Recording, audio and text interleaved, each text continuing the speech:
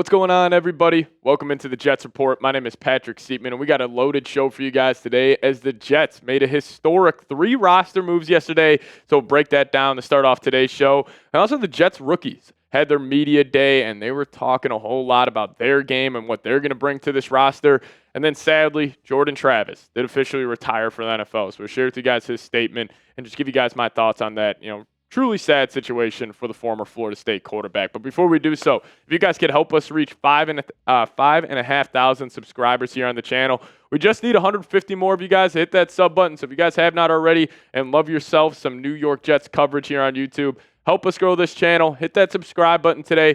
And we just need 150 more of you guys to hit 5,500 subscribers. So hit that subscribe button today, and let's dive into today's show. So the historic Jets news here is they have officially exercised the fifth-year option for cornerback Sauce Gardner, wide receiver Garrett Wilson, and edge rusher Jermaine Johnson. Now, this draft class, we'll talk about a little more in depth, but could be absolutely historic for this franchise. And Mike Garafolo was talking about it, saying the Jets picked up all 3 officially of the players they drafted in the first round that year: Sauce Gardner, Garrett Wilson, and Jermaine Johnson II. That is the first time, according to our guy, Ben McWilliams, the first time since a fifth-year option was introduced back in 2011 with the new collective bargaining agreement, the first time a team picked up 3 there. The Joe Douglas era didn't end well there because of everything that was committed to Aaron Rodgers, but this was an amazing draft class, and it is something for Darren Muji and Aaron Glenn to work with moving forward. And, there's no doubt this draft class is historic for the New York Jets. Like, just looking back on it, you're like, oh, we got Sauce Gardner, we got Garrett Wilson, we got Jermaine Johnson. Like, it is going to go down as one of the best draft classes in New York Jets history. 3 first-round picks, they all look like studs. I mean, you can't undervalue or underestimate how much of an impact that draft class has on this Jets roster moving forward. Because if you did not have that draft class, let's just say you missed on a wide receiver and you didn't take Garrett Wilson, you missed on Sauce Gardner, like, this Jets roster would be in a way worse spot than they are right now. But, like everybody was saying before last year, like, oh, the Jets got a loaded roster. They got potential to go win the division. I mean, they were minus 190 to win the AFC East before the season started. A big reason of that was not just Aaron Rodgers and the hype that he had, but it was because of the blue chippers they have on this roster, more specifically Sauce Gardner and Garrett Wilson. And, they're both up for extensions right now, and I think they need to get this done. This should not be something that lingers throughout the season. And, the best argument I can make for this is just pay these guys early. Like, get them the money they deserve, because if you wait till next offseason, the cornerback market, the wide receiver market, it's only going to increase. So if you could get these guys, like say Sauce on $30 million per year and Wilson on $30 million per year, you could be looking at those deals like bargain contracts in a couple seasons. Take the Minnesota Vikings, for example. Paid Justin Jefferson $35 million per year, the highest non-paid contract, or the highest non-quarterback paid contract at the moment at 35 a year. But now you're looking at this year, Jamar Chase just got 41. Myles Garrett just got 40. It is a huge benefit to pay these blue chippers just a year early. And, I also will say about Sauce and Garrett Wilson, I want to see these guys take a step up as leaders this season. And I'm sure Aaron Glenn's talking about it, because if you look at this draft class, the Jets, they drafted a bunch of team captains this past year. They need some more leadership in that organization.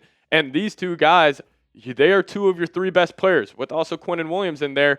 They got to step up as leaders, especially in that wide receiver room where it's Garrett Wilson and kind of a wide receiver 2 by committee. He needs to be that leader. He needs to kind of take that, personally for him. And same with Sauce. Like, Sauce, you're a hell of a cornerback. You're possibly the best one in the National Football League. Go be a leader. Get the most out of these other young guys in that room. So speaking about those guys being extended, if you guys want Sauce and Wilson to get extended, hit me with a me down below in the comment section. I think the Jets need to get this done, and honestly, if I had to give my best bet, I think they will. I think Darren Muji, he understands that it is a huge benefit to pay these guys a year early. So if you want them to get extended, hit me with a me down below. All right, let's talk about what the Jets rookies had to say at their press conference earlier on this week. It was awesome. A lot of these guys, just the mentality they have. It's truly a carbon copy of their head coach, Aaron Glenn. And we could start off with the 7th overall pick, Armand Membu, saying, I just want or I'd say just one thing, excuse me. I took away from wrestling is being able to drop levels and change your leverage. So I was really good at spearing people. So I think I kind of took that into game when I run block and just getting down and getting low. I'm very explosive. I create a lot of good movement in the run game, and I'm very consistent in pass protection.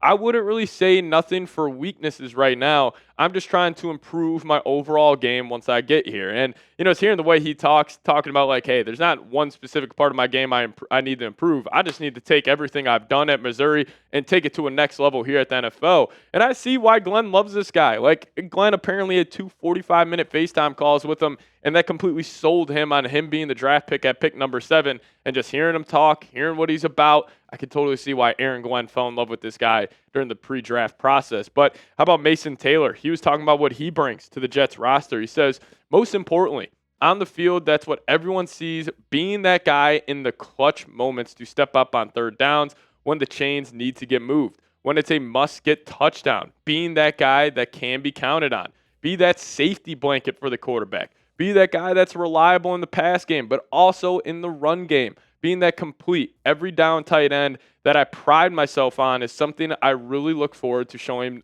Jets fans. And, I could see Mason Taylor.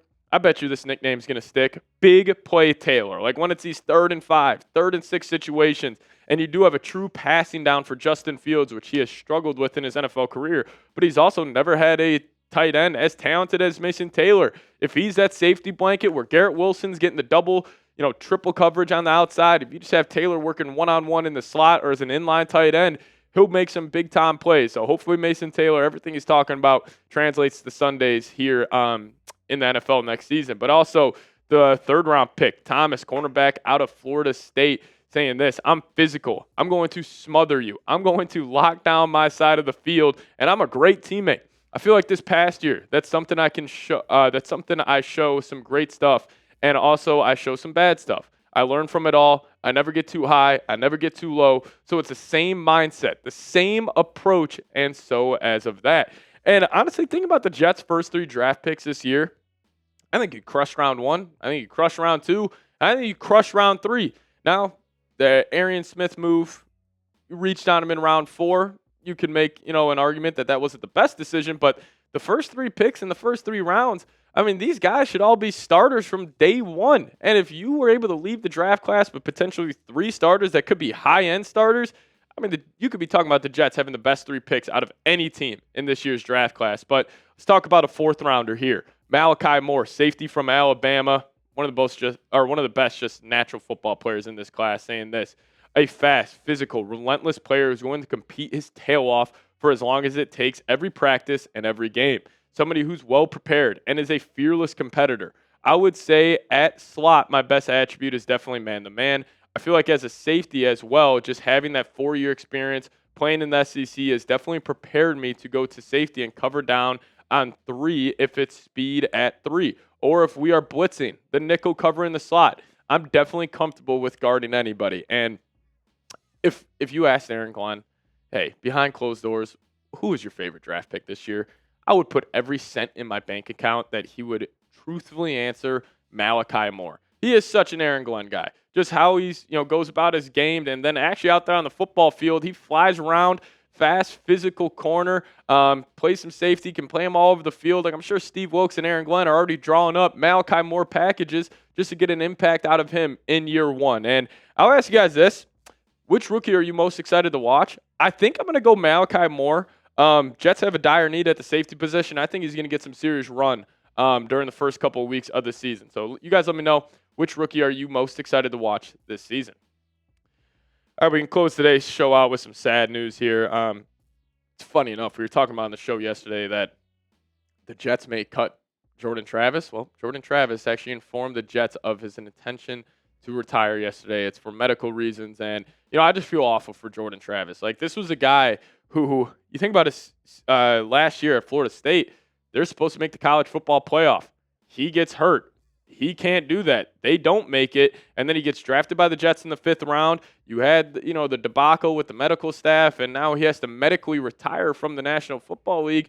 Like, it's truly just a heartbreaking situation for a guy that probably put his blood, sweat, and tears into the game of football, and now he has to give it up for a reason that's out of his control. But this is what Jordan Travis had to say on his decision to retire, saying on November 18th, 2023, my life took an unexpected turn. I gave everything I had to the rehab process, but despite all my efforts, my leg never responded the way we hoped.